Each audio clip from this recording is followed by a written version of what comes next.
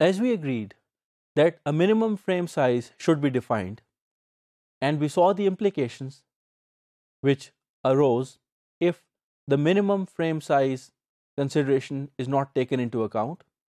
Similar to that, imagine any channel access scheme that uses a very large frame.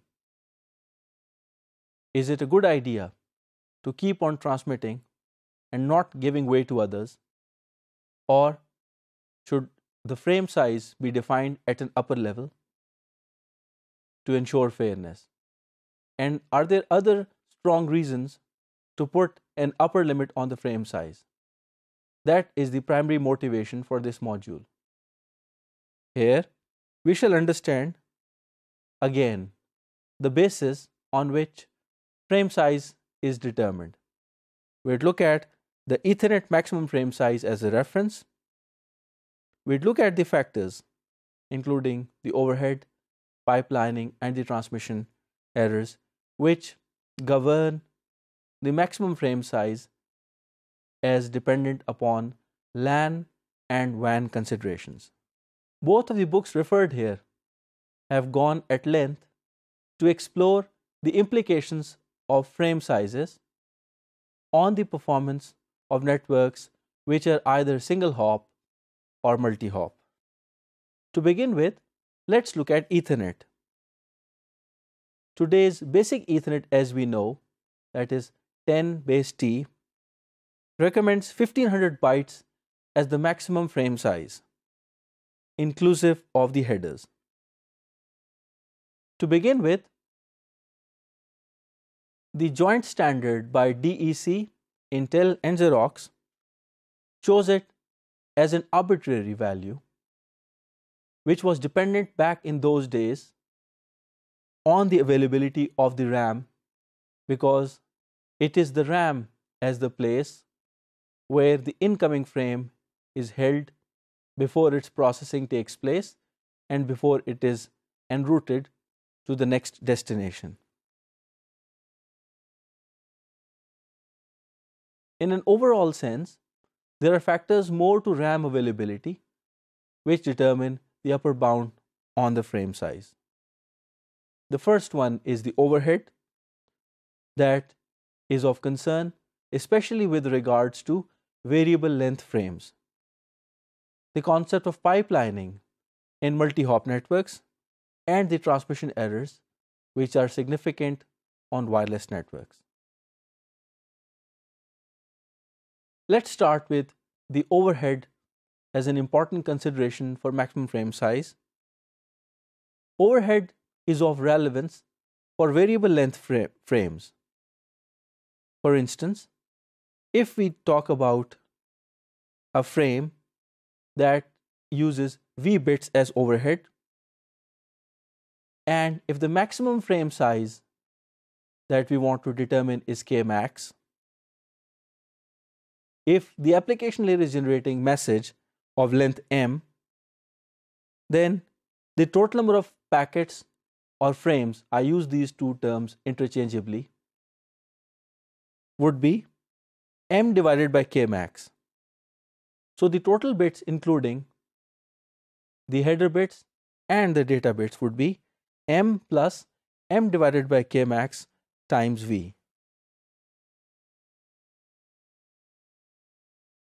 It is important to appreciate that if the maximum frame length is kept small with respect to the overhead bits,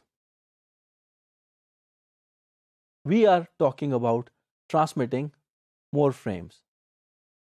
Transmitting more frames on a network implies more processing load, and this processing load is worsened if we are looking at a multi-hop network.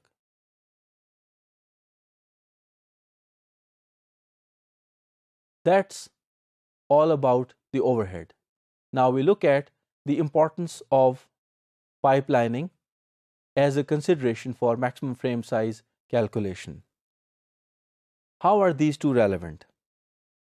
Imagine a multi-hop network in which the sender and the destination are placed far away and multi-hop routers are used to traverse between them. If the message